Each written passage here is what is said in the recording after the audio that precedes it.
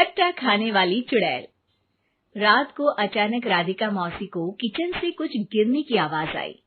उन्होंने बाहर निकल के देखा तो किचन में उन्हें कोई सफेद साड़ी में दिखा। वो चीख पड़ी, हे भगवान, आलतू जलालतू आई भला को टालतू, आलतू जलालतू आई भला को टालतू। राधिका मौसी को चीखते सुनकर श्रवण बाहर आता है भागते हुए। अरे माँ, क्या हुआ? क्या देख लिया? दादी माँ आ गई क्या सपने में? अरे बेटा, रसोड़े में देख तो कौन है? श्रवण रसोड़े में झांक कर देखता है और उसे कोई नहीं दिखता अंदर। अब रसोड़े में तो कोई नहीं है माँ। कोई सफेद साड़ी में नहीं है क्या? नहीं माँ, कोई भी नहीं है। चिल्लम चिल्ली की आवाज सुनकर काजल भी वहां आ जाती है। अब क्या हो गया माँ जी? अरे बेटा, रसोड़े में एक चुड़ैल थी सफेद साड़ी में। अरे क्या कर रही थी वो अंदर? अरे बताया नहीं, कल आएगी ना तो पूछ लूंगी। चुड़ैल जी, आपका क्या प्लान है? माँ जी, रात बहुत हो गई है, आपने कोई बुरा सपना देखा होगा, चलिए सो जाइए। राधिका मौसी सोने तो चली जाती है पर उनको रात भर नींद ही नहीं आती। वो कुछ भी उलझुल बातें सोचने लगती है। कहीं चुड़ैल की वजह से तो घर में टेंशन नहीं हो रहा, कहीं उसी की वजह से तो वो दादी नहीं बन पा रही।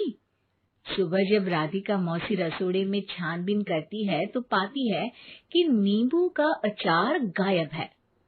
चुड़ैल नींबू का अचार ले गई, मुझे तो ठीक नहीं लग रहा कुछ। चुड़ैल को भी पता है कि जिंदगी का असली मजा तो खट्टे में ही है। राधिका मौसी झट से श्रवण को फोन कर देती है। बेटा, मुझे समस्या समझ में आ गई है, हमें एक तांत्रिक की जरूरत है। अरे क्या बोल रही हो माँ, तांत्रिक की क्या जरूरत है? आप पूजा पाठ तो कर ही रही हो ना। आलतू जलालतू मंत्र सारे फालतू जैसे कुछ मंत्र पढ़ो, चली जाएगी अपने आप चुड़ैल। अरे नहीं बेटा, कभी चुड़ैल को कम नहीं समझते। अरे तुझे पता भी नहीं चलेगा कि कभी वो छल करके काजल की जगह घर की बहू खुद बन जाएगी। क्या माँ, कुछ भी बोल रही हो? कहाँ काजल और कहाँ चुड़ैल? वैसे एक बात बताओ, काजल को अगर गाने के लिए बोल देना तो चुड़ैल काजल की आवाज सुनकर घर तो क्या, धरती लोग छोड़कर चली जाएगी। तुम ना पढ़े लिखे बच्चे हर चीज को मजाक समझते हो। तुम रहने दो, मैं खुद ही तांत्रिक को बुला लेती हूँ। अच्छा सुन, शाम को इमली लेके आना। क्या है कि चटनी खाए बहुत दिन हो गए है ना? नहीं माँ, इमली तांत्रिक से ही मंगवा लो ना, आटा वगैरह भी उसी से पिसवा लेना। देखो मुझे काम करना है। श्रवण रात को कई तरह की सब्जियों के साथ माँ के कहने पे चटनी के लिए इमली भी ले आया था, लेकिन राधिका मौसी के दिमाग में अलग ही फिल्म चल रही थी।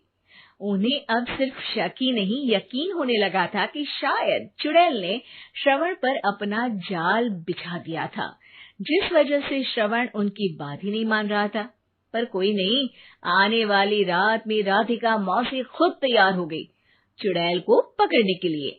रुद्राक्ष की माला, तुलसी का पत्ता, हनुमान चालीसा सब हाथ के पास ही था, बस चुड़ैल का इंतजार था। और जैसा राधिका मौसी ने सोचा था वैसा ही हुआ। वो चुड़ैल उस रात भी आई, पर वो राधिका मौसी से तेज निकली और राधिका मौसी के उससे पकड़ने के पहले ही वो भाग खड़ी हुई।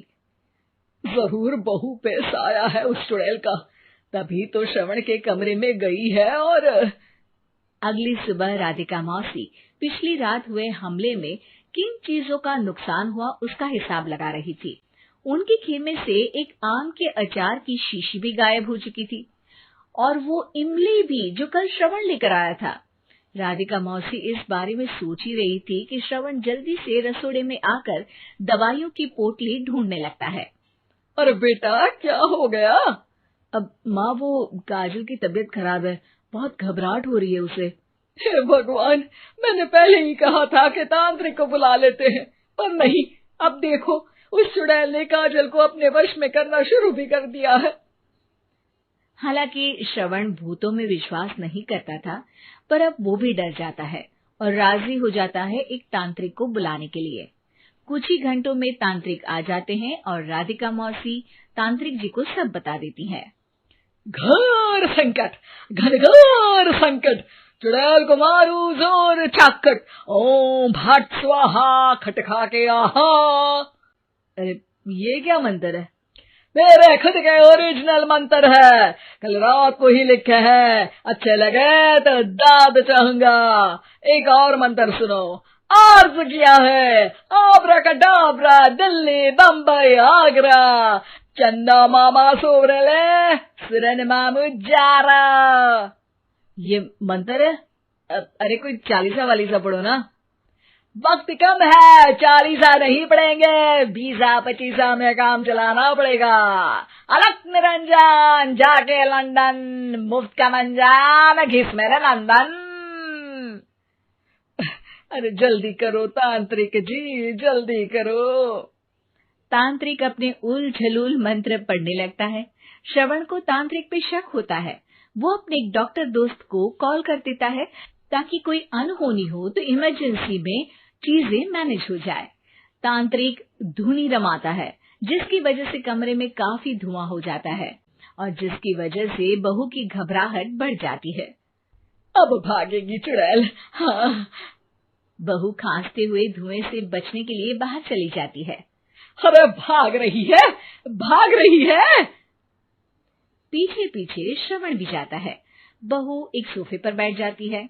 तभी डॉक्टर दोस्त आ जाते हैं और श्रवण को पानी लाने के लिए कहते हैं। थोड़े चेकअप के बाद डॉक्टर कहते हैं, मेरे हिसाब से जाप का काम पूरा हो गया है। क्या मतलब? अरे कुछ भी नहीं माँ, कोई चुड़ैल नहीं है, खुशखबरी है, अब दादी बनने वाली है। मगर वो सब अचार के डब्बे। श्रवण दोनों अचार के डब्बे अपनी माँ को दिखाता है, जो कि उनके बिस्तर के नीचे छुपे हुए थे। आपने सही बोला था माँ, वो चुड़ैल काजल ही थी जो खट्टा खा रही थी। हमें कल ही पता चला, पर हमने आपको ये तांत्रिक वाला काम करने दिया ताकि आपको भरोसा हो जाए कि भूत वगैरह कुछ होता ही नहीं। अच्छा अच्छा, ये तो बड़ी खुशी की बात है, पर बेटा मुझे एक झाड़ू तो ला दे। क्यों माँ? ये तांत्रिक का भूत उतारती हूँ मैं। अब तांत्रिक राधा मौसी के डर से घर से भाग निकलता है और राधा मौसी उसके पीछे भागती है। अरे संकट ये घनघोर है, तांत्रिक मुआ चोर है।